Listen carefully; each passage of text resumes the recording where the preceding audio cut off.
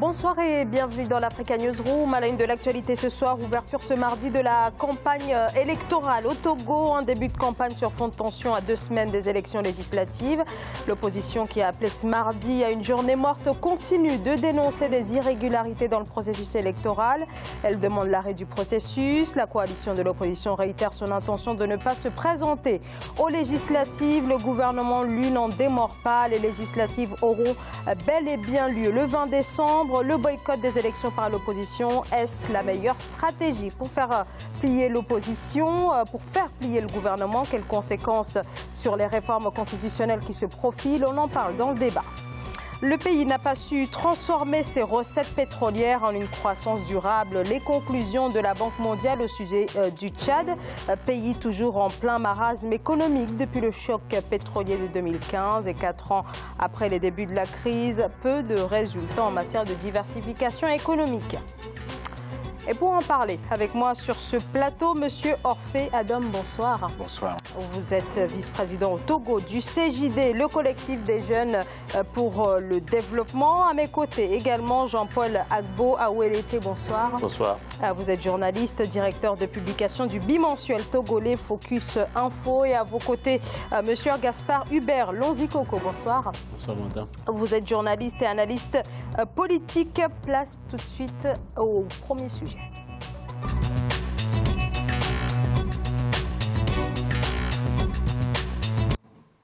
L'opposition togolaise a donc lancé ce mardi l'opération Togomore. La date n'a pas été choisie au hasard car elle coïncide avec celle de l'ouverture de la campagne électorale en vue des élections législatives prévues le 20 décembre. Objectif pour la coalition des 14 partis de la coalition, dénoncer le processus électoral qui comporterait un certain nombre d'irrégularités. L'opposition exige une reprise intégrale du recensement électoral, la recomposition aussi de la commission électorale. La C14 a aussi réitéré son intention de ne pas aller aux élections législatives. L'opposition appelle à 2 nouvelles manifestations du 8 au 18 décembre.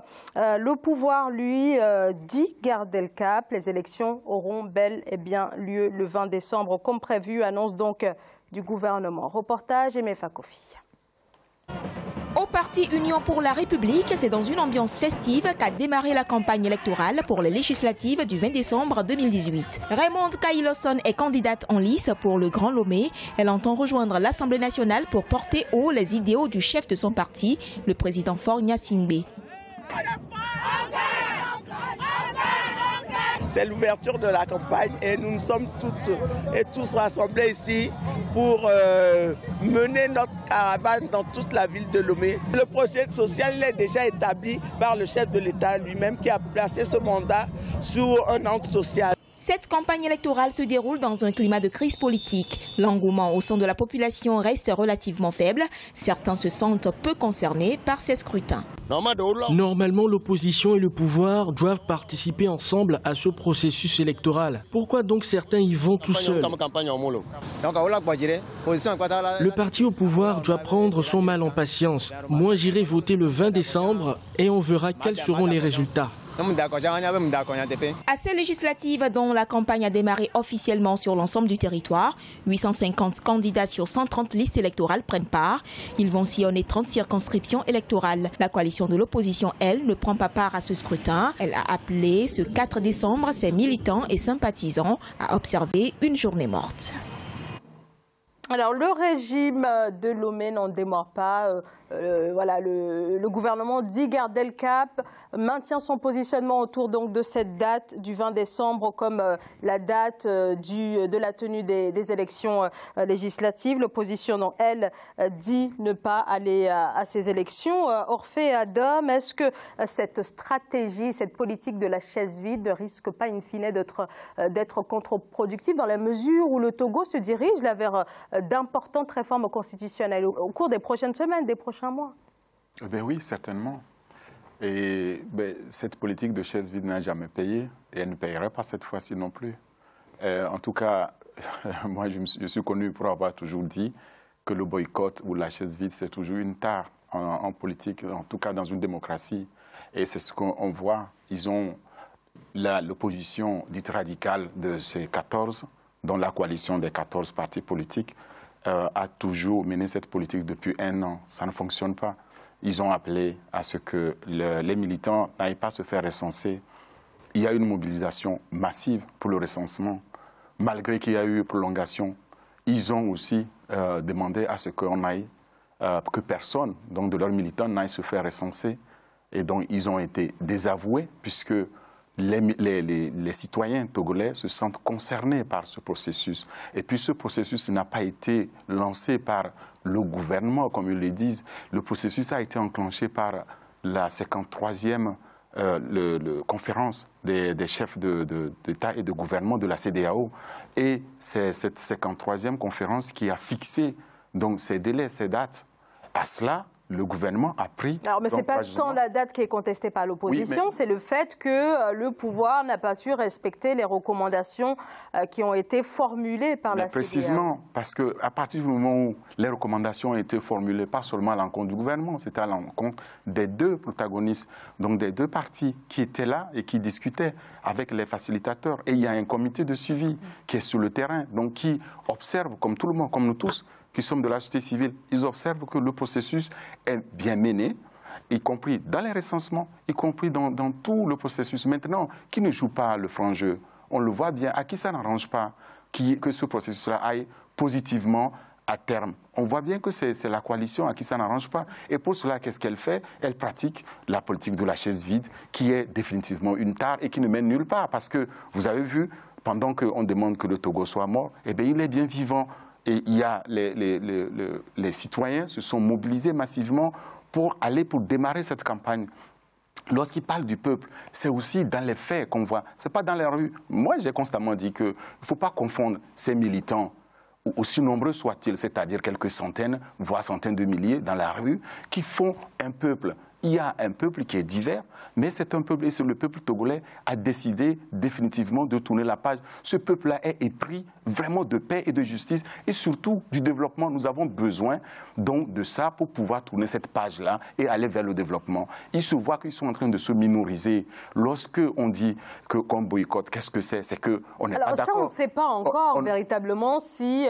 voilà, on a quand même de grandes manifestations qui s'opèrent au Togo depuis déjà un peu plus d'1 an. Alors là, effectivement, la marche, le mouvement Togo mort n'a pas été aussi suivi que l'opposition aurait voulu, mais néanmoins, il y a quand même une réelle mobilisation qui est là. Mais posons-nous la question, pourquoi la marche, pourquoi le Togo n'a pas été suivi? Tout simplement parce que les gens, définitivement, si vous êtes au Togo, quand vous allez au Togo, moi j'en viens, c'est que les gens sont plus intéressés à tourner cette page. Ils ne sont plus là à aller manifester. Par exemple, il faut qu'on leur présente une alternative. Il n'y en a pas. La coalition n'a pas présenté, elle n'est pas force de proposition, elle ne propose pas une alternative. En face, nous avons là un gouvernement qui prend toutes ses responsabilités avec un leader qui donne le cap. Et c'est ça qu'il faut suivre. C'est ça aussi que le peuple a compris. Et le peuple dont on parle, celui-là, le vrai, lui, il est en train de suivre ce processus. Alors, ça veut dire que le peuple qui est pour l'opposition, qui suit en tout cas le mouvement de l'opposition, n'est pas le vrai peuple. Jusqu'à maintenant, l'opposition a dit que c'est le peuple, il parlait au nom du peuple. Maintenant, le peuple, on veut le voir lorsque Togo est mort. Et on devait voir ce peuple-là à son enterrement. Il n'y est pas parce que le Togo n'est pas mort et que le peuple-là qui décide, qui veut absolument tourner la page, donc la page qui n'a que trop duré. Nous voulons absolument un Togo qui va se développer, qui va émerger, et c'est ça le projet de société du président de la République. Et c'est ça que le peuple est en train de soutenir, et c'est ce que nous voyons. On va peut-être entendre l'analyse de Gaspard Hubert Lonzi-Coco. Peut-être les journalistes qui connaissent mieux le Togo.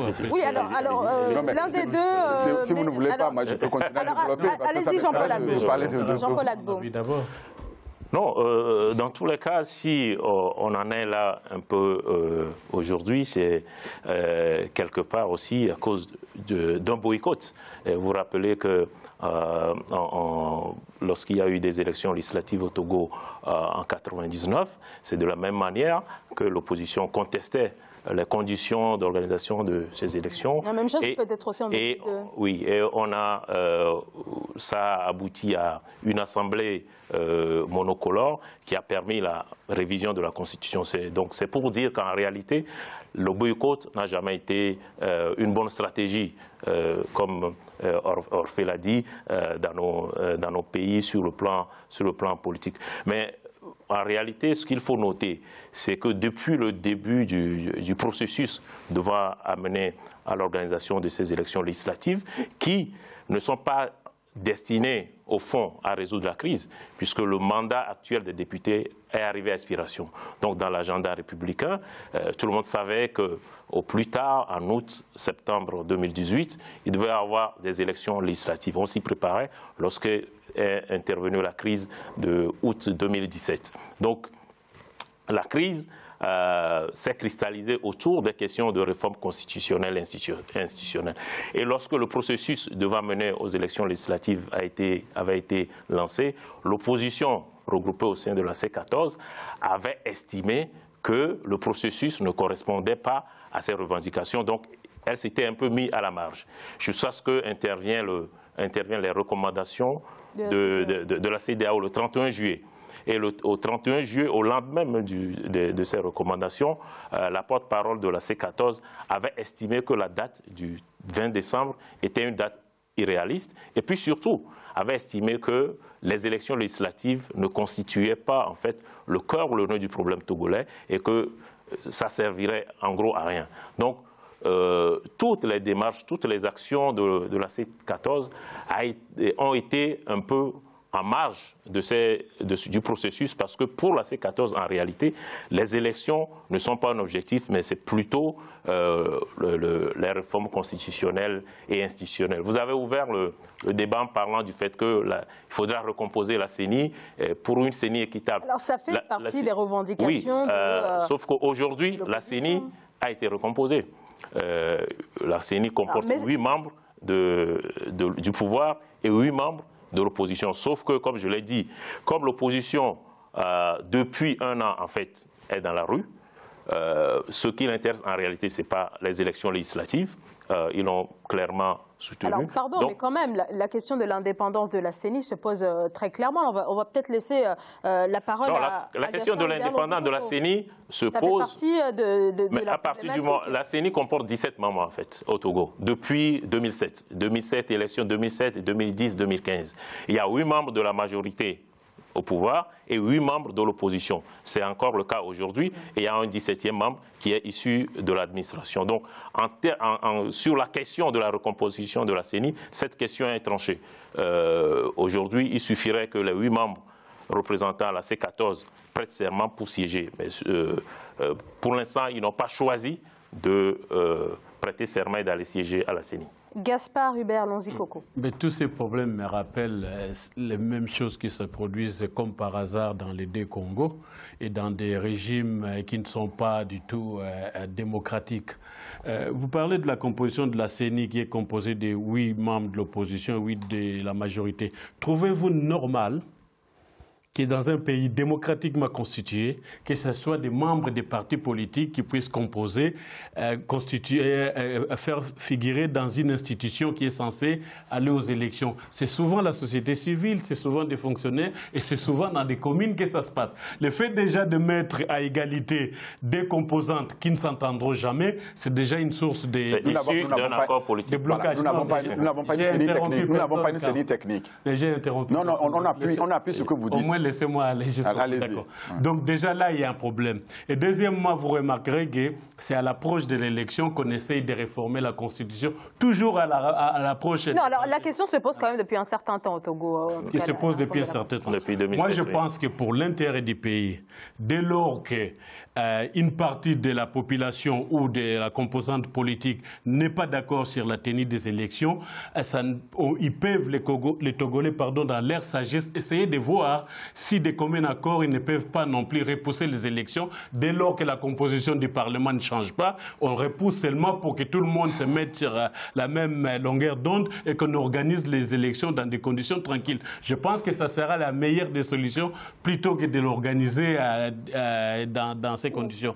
Et deuxièmement, bon, l'opposition a ses raisons aussi, hein, s'il conteste ces gens, la CENI, s'il conteste... Alors, il y a également le fichier électoral, il y a un certain nombre... Et tout. Oui. Donc, ils estiment aussi qu'ils ne veulent pas aller dans ces conditions pour légitimer des gens qui sont quasiment illégitimes. Depuis combien de temps ce pouvoir est en place de père en fils jusqu'à aujourd'hui? Et nous tous, nous savons qu'il n'y a pas de démocratie au Togo. Et alors, donc, je pense qu'il serait préférable qu'on puisse reculer de quelques mois, que tout le monde se mette d'accord au moins sur les recommandations de la CEDEAO et sur les positions des uns des autres pour organiser ces élections. Sinon, c'est le pays qui sera déstabilisé. Or, ce n'est pas l'intérêt de tout le monde, ni de nous tous qui sommes africains. Jean-Paul Agbo Aweleke.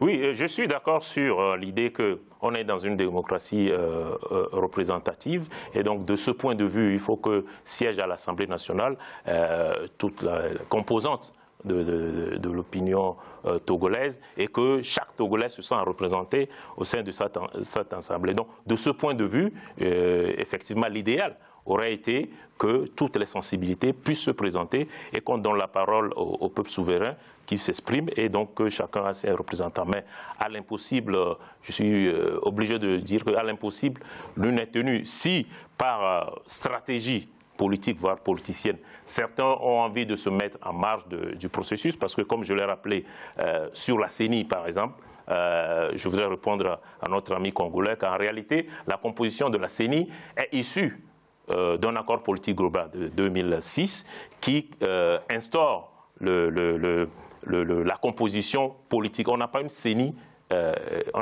technique, c'est une CENI politique que les acteurs politiques des deux bords ont acté en 2006. Sur la composition, sur le fichier électoral, c'est vrai qu'il y a un débat, comme il y en a au Congo, au Bénin, au Sénégal. Exactement. Oui. Donc, le problème, c'est pas une raison légitime pour l'opposition. Bien sûr qu'on peut remettre en cause le fichier, comme je dis, ça se fait. Mais le seul hic, c'est que l'opposition ayant décidé de boycotter les travaux de la CENI, ce n'est pas très crédible d'être en dehors de la commission qui travaille sur le fichier, justement. Il aurait été plus pertinent que l'opposition siège au sein de cette commission et que cette opposition nous disent, voilà, nous siégeons, voilà ce que nous avons vu comme irrégularité, voilà ce que nous avons vu comme anomalie, voilà les problèmes que comporte le fichier, mais en restant en dehors du processus, ils ne peuvent pas valablement... L'opposition, en tout cas, dénonce ce qui ne... Oui, et là, c'est moins crédible. Va pas parce qu'elle estime ne pas aller dans le fichier, dans la composition de la CENI. Je vous laisse la parole. En fait, je posais la même question. Je posais la question, je pense que c'était le 14 octobre, où je demandais comment on peut appeler les citoyens à ne pas aller se faire recenser et puis après s'attendre à ce qu'il se passe quelque chose. Qu'est-ce qui devait se passer? L'opposition était là, autour de la même table de négociation, ou en tout cas de discussion avec le gouvernement et en tout cas le parti UNIR, donc majoritaire. Qu'est-ce qui s'est passé autour de cette table de discussion? Il y a eu la CEDEAO quand même qui est venue, qui a discuté avec les deux partis. Ils se sont entendus. En tout cas, rien n'a été imposé à notre opposition au Togo. Et puis, lorsqu'on dit que ce n'est pas une démocratie au Togo, moi, je m'inscris totalement à faux. D'abord, il n'y a pas plus de démocratie au Congo qu'au Togo. Ça, c'est un. Il n'y en a pas au Congo. Et puis, précisément, donc il ne faut pas... On ne va pas rentrer dans la comparaison. Mais non, alors il ne faut pas comparaison. Et il ne faut pas qu'on commence à prendre, par exemple, ce qui se passerait au Congo, au Togo. Au Togo, en 2015, il y a une élection.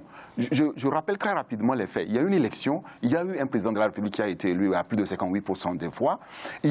L'opposition était allée à ces élections-là, elle a été battue.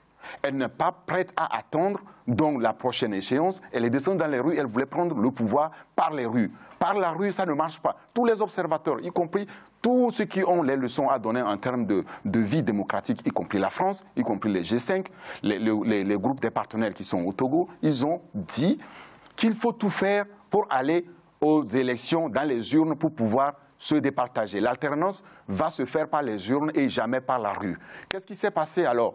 Il y a la CEDEAO qui rentre en jeu, donc il y a un arbitre qui est là, qui devait siffler la fin de la partie. C'est lui qui a donné le ton, c'est lui qui a sifflé le début donc, de cette discussion-là. Donc pour vous, la mobilisation de l'opposition n'est pas légitime? J'en viens, moi, en tant qu'acteur de la société civile, qu'est-ce que j'observe? Le 31 juillet, qu'est-ce que la CEDEAO a dit? Il y a eu des recommandations qui permettaient de travailler ensemble. Il a dit et Jean-Paul, ils ne sont pas allés à la CENI. La CENI, elle est permanente. Elle a toujours existé, ils ont toujours siégé, ils refusent d'aller là-bas pour pouvoir discuter dans une institution. Ils préfèrent la rue. Ça, c'est d'un. Ils refusent d'aller se faire recenser, c'est de deux. Qu'est-ce qui se passe après, à partir du moment où on n'est pas recensé, on n'est pas ces militants qui sont là? Qu'est-ce qu'ils iraient faire aux élections? Et pour moi, le boycott, ça, c'est l'arme des perdants. Alors, on va continuer d'en parler, pardonnez-moi. Ce que je veux ajouter quand même, pour que mon propos soit clair, c'est que la démocratie togolaise est une démocratie très dynamique. Elle est jeune, elle est participative. Il faut que chacun joue son jeu. Si l'opposition excelle par la mauvaise foi, eh bien, le peuple, lui, le comprend. Et actuellement, je vous assure, en venant du Togo, le peuple n'est pas prêt à accepter qu'on prenne notre pays en otage. Alors, et cette crise artificielle n'a que trop duré. Alors, vous parlez d'une démocratie dynamique, une opposition qui prend son peuple en otage. Alors, en tout cas, point d'interrogation, on continue d'en parler. Je sais que vous voulez intervenir, Gaspard Hubert Lonzi-Coco. On en parle juste après cette courte pause. À tout de suite.